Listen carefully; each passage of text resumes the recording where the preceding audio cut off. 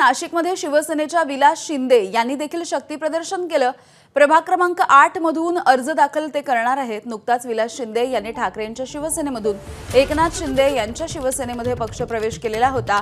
मनसेमधून भाजपमध्ये पक्षप्रवेश केलेल्या दिनकर पाटील यांनी देखील शक्ती प्रदर्शन केलेलं आहे।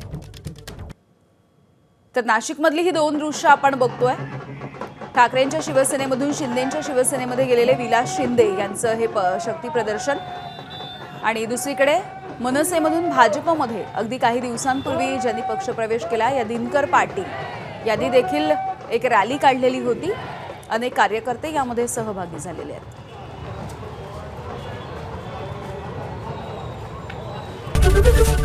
एबीपी माझा, उघडा डोळे बघा नीट।